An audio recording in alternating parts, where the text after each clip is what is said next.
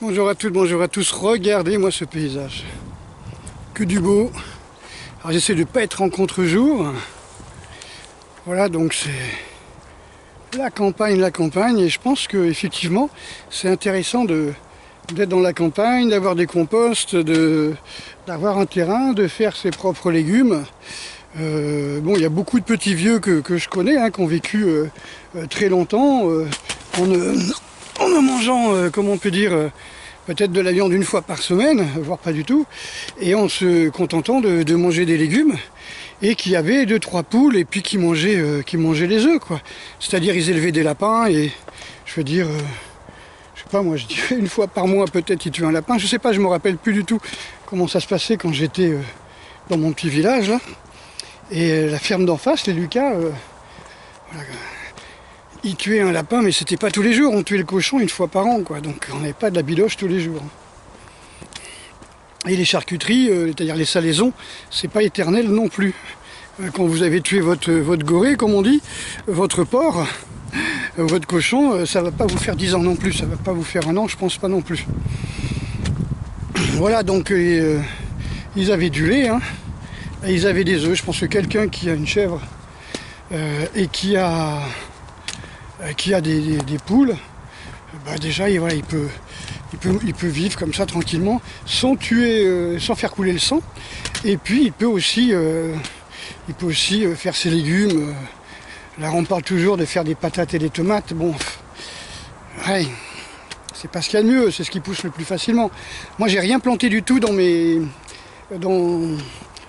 pots de fleurs, on va dire, qui sont sur mon balcon. Et puis j'ai vu surgir des patates et des tomates. Je ne sais même pas d'où elles sortent. Alors certainement, il devait y avoir des graines que j'ai pris dans le compost quand j'ai fait de la terre. Quand j'ai pris de la terre du composteur, peut-être qu'il y avait des graines. Sûrement, il y avait des graines pour pouvoir donner vie à ces plants de tomates et de patates. Donc j'ai eu une dizaine de patates et puis pas mal de tomates. Donc voilà, mais c'est pas ce qui nourrit le plus. Moi j'aime bien par exemple tous les curcubitacées, mais surtout tout ce qui est potiron, potimarron, citrouille. Ça par contre c'est très riche. C'est très riche en nutriments et ça pousse comme de la mauvaise herbe. Je vois dans les jardins de sociétaux, je sais pas comment on appelle ça, les jardins de quartier là, les pousses elles passent par-dessous les grillages, ça va dans les fossés au bord de la route et vous avez des grosses citrouilles qui tombent dans tous les sens. Donc et c'est pas des gens qui s'en occupent constamment, c'est vraiment donc voilà, donc je pense que comme je disais, il faut pas s'énerver, il ne faut pas s'affoler, il ne faut pas paniquer. Si vous paniquez, vous faites tomber votre système immunitaire. Vous créez ce qu'on appelle un SIDA, entre guillemets, c'est-à-dire un syndrome d'immunodépression acquis par la peur. Donc ne vous emmerdez pas avec ça, ne vous laissez pas impressionner par 2-3 marionnettes qui tous les jours vont à la télévision pour vous faire peur. Vous avez compris que c'est fait exprès, vous avez compris que leur but c'est de nous faire peur. Et parce que, encore une fois, c'est pas 3 pelés intendus qui vont pouvoir emprisonner. Il n'y a pas assez de policiers, il n'y a pas assez de gendarmes dans le pays pour pouvoir arrêter toute la population, quoi. Je veux dire,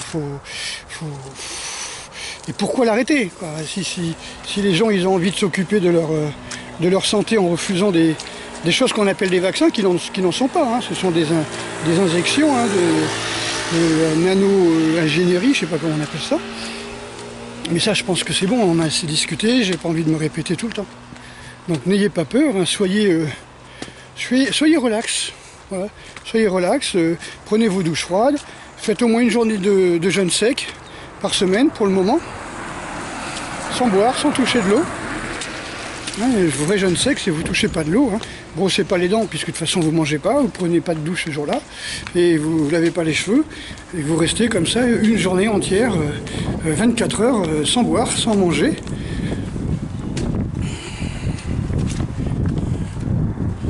Et puis après, vous apprenez à faire 2 jours de jeûne sec à suivre, 2 fois par mois. Vous voyez, tous les 15 jours, vous faites 2 jours. La meilleure période de ma vie, comme je vous ai déjà expliqué, c'était quand je jeûnais tous les week-ends pour aller faire les cours. Mais bon, à l'époque, je buvais de l'eau. Je buvais du thé, je buvais de l'eau pendant les jeûnes. Pas de café parce que ça épuise les reins. Mais le thé, c'est pas mieux non plus, le thé vert. Hein.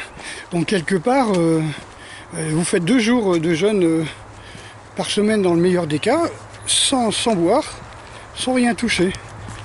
C'est de l'eau, sans toucher de l'eau, et vous allez voir que c'est génial, quoi.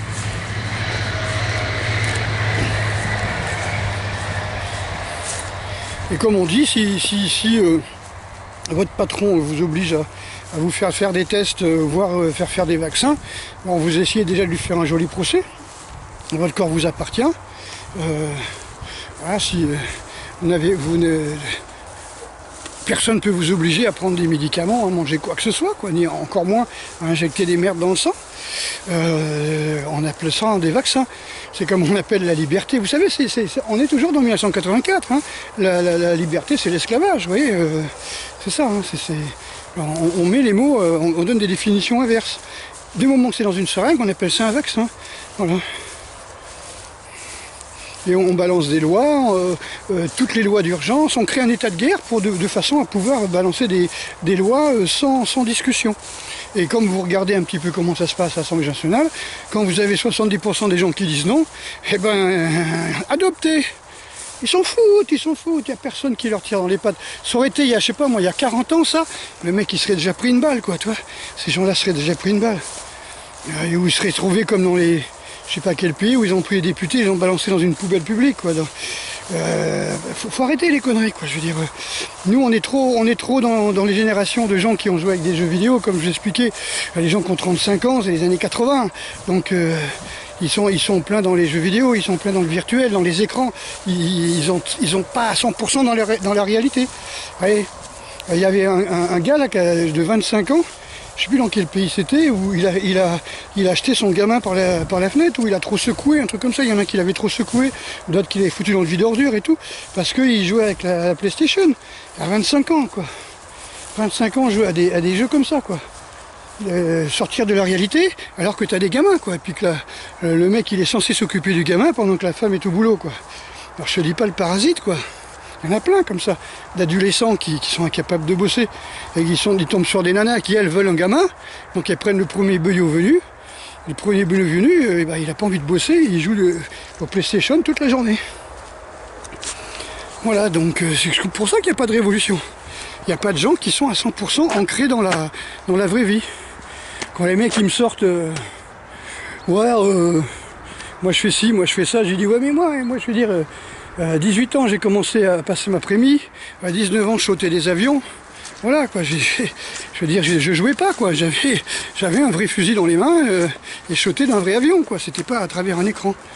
Donc, faut arrêter de...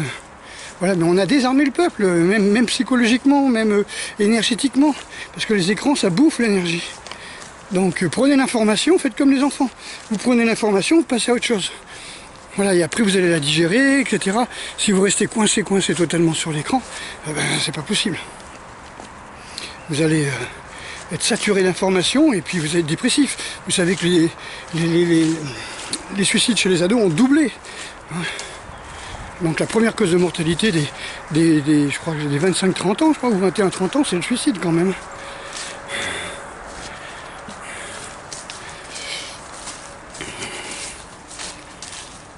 Donc je suis un petit peu...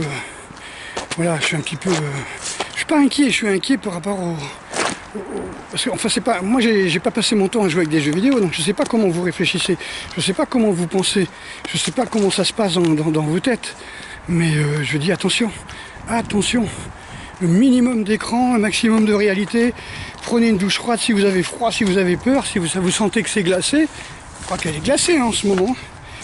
C'est que vous n'êtes pas dans votre corps, c'est que vous n'avez pas l'habitude d'être dans votre corps et tout d'un coup on vous balance dans votre corps comme ça, choc thermique et oula mon Dieu, bah ouais c'est ton corps, ça s'appelle la vie, tu vois c'est... Et la vie elle est pleine de douleurs, le corps il connaît pas trop de... il te parle pas ton corps, il converse avec toi avec des hormones et des sensations. Donc quand il y a quelque chose qui lui fait du bien, bah, il est relaxé. Il y a quelque chose qui l'énerve, qui lui fait du mal, il sécrète de l'adrénaline, il se contracte et puis il balance de la douleur, quoi. Enfin, il crée de la douleur. Il fait un orage. D'accord? Donc vous inquiétez pas, hein. Ayez confiance en vous. Voilà, ayez confiance en votre corps. Et puis allez, plongez à fond dans la vraie vie. Alors évidemment, c'est pas pour rien qu'on vous a foutu Netflix, c'est pas pour rien qu'on vous a foutu le câble, qu'on vous a foutu des jeux vidéo en réseau, c'est pas pour rien qu'on vous confine, parce que pendant tout ce temps-là, eh ben, vous n'êtes pas dans la vraie vie. Et pendant que vous n'êtes pas dans la vraie vie, ben, vous sortez pas dans la rue pour manifester, vous prenez pas les hommes politiques par le colbar, et puis vous les balancez pas, quoi, le callback, et puis vous les balancez pas dans les poubelles, comme font les d'autres pays qui sont un petit peu moins modernes que nous, on va dire. Modernisés, c'est-à-dire dont la population a été moins domestiquée. Domestiquée, ça vient de doma, hein, de la maison. Hein. Domus, pardon, doma c'est en russe. De domus, la maison. Donc un animal domestiqué, c'est un animal qui reste à la maison. Donc on vous domestique, on vous dit vous restez à la maison. Toute votre énergie, tout ça, ben, vous allez péter les plombs. Là on fait comme en Italie, hein, on fait des sites de cure gratuits. Vous voyez, des sites internet. Putain, c'est incroyable. Comment on vous tient par les couilles, quoi. Voilà, alors qu'il y a quelqu'un qui me disait, est-ce que tu médites tous les jours, hein? Un ami qui me dit, est-ce que tu médites tous les jours et tout ça? Bah, je dis non, moi je m'affole pas. J'ai passé des années à méditer, je sais pas, 3 zazen par jour, 3 heures, 4 heures par jour. Ça va, maintenant, je m'affole pas. Je suis toujours choqué par certaines attitudes du gouvernement, parce que c'est de pire en pire. Mais, je veux dire, pour ma personne, je m'affole pas. Et encore une fois, tant qu'il y aura des gens qui seront complices, c'est-à-dire vos voisins, les flics, les gendarmes, voire l'armée, tant qu'ils seront complices, mais vous prenez toute l'armée française, toute la police et la gendarmerie, hein, la gendarmerie fait partie de l'armée, mais ça fait pas 70 millions de personnes, on est d'accord? Ça, je veux dire, simplement vous les foutez en face des banlieues, je pense pas qu'ils fassent grand-chose, quoi. Voilà, donc quelque part, je veux dire, on a un gouvernement qui est faible avec les forts et fort avec les faibles. Et voilà, moi ce que je vous conseille, c'est d'avoir confiance en vous. Si vous êtes à la campagne, eh ben, vous avez de la chance. Si vous êtes dans les cités, eh bien, c'est le moment de faire ami-ami avec les voisins, de s'organiser, de se connaître les compétences de chacun. Hein, c'est avant, dans un village ou voilà, qu'il y en avait un qui s'y connaissait, je sais pas moi, en plomberie, ben on n'appelait pas le plombier, on lui demandait de venir nous aider, quoi. Je veux dire, il y a un gars qui s'y connaît en ceci ou cela, il y a une mamie qui savait faire un tricot, voilà, on essayait de s'entraider, etc. Mais là, on est chacun devant notre écran de télé et on écoute la télé pour nous informer. Alors que c'est ça le problème, c'est qu'eux ne racontent que des mensonges, que des choses qui les arrangent. Et personne ne peut vérifier, puisqu'ils veulent faire taire, pour le moment, ils veulent faire taire tout autre moyen d'information. C'est ça le vrai dictature. On est vraiment, encore une fois, entre, comme disait une internaute dans mes commentaires, on est entre l'âge de cristal, elle doit avoir mon âge, parce que c'est cette époque-là. Regardez, la pauvre, elle est toute seule. Et toute seule en plein vent. La pauvre Rose. Voilà, donc, entre l'âge de cristal et puis 1984. C'est-à-dire, il y aura une élite, et puis il y aura les autres qui crèveront comme des sous-races, quoi. Et c'est un petit peu le principe de dire, vous êtes vacciné, ben, vous retournez à la vie normale. Encore une fois, avec un masque et avec une distanciation sociale et en vous badigeonnant d'alcool. Et puis, et les autres, c'est des sous-espèces. On va leur foutre une étoile verte en leur disant, monsieur, vous n'êtes pas vacciné, vous êtes une sous-merde. Voilà. Sauf que quand vous regardez l'âge de cristal ou d'autres... ou Demolition Man par exemple, ceux qui sont considérés comme de la sous-race, c'est pas des hommes vagins, quoi, tu vois. Ces hommes vagins, ils sont parmi l'élite, quoi. Et dans Demolition Man aussi, on voit bien que l'élite essaye d'entretenir une espèce de garde rapprochée. Bon, là, ils ont des hommes vagins, donc quelque part, ils ont des sous-vitalisés. Mais dans la réalité, ils ont des groupes de contracteurs, etc., des mecs surentraînés, genre Euroginfort, quoi. Alors, Euroginfort, il pourrait éventuellement calmer des gens dans des grandes villes, dans un pays, mais ils ne peuvent pas être dans tous les pays d'Europe d'un coup. Ils peuvent être à la fois aux États-Unis, en Europe, etc. Ouais, c'est pas possible. Si tout le monde se met à se révolter, qu'est-ce que va faire Euroginfort, l'armée, les flics et tout ça? Si tout le monde est dans les rues, parce qu'alors là, je veux dire, faut pas oublier un truc, c'est que les flics, les gendarmes, tout ça, ils ont des enfants, ils ont des femmes, et eux, ça s'appelle des civils. Et il peut y avoir ce qu'on appelle des dégâts collatéraux. Ça veut dire qu'ils peuvent très bien voir tirer sur la femme du copain ou le gosse du copain. Voilà, souvent les gosses de fonctionnaires, de flics et tout ça, souvent c'est des rebelles parce qu'ils veulent pas faire comme leurs parents, quoi, tu vois. Ils veulent se révolter, hein, c'est le côté ado, quoi, hein.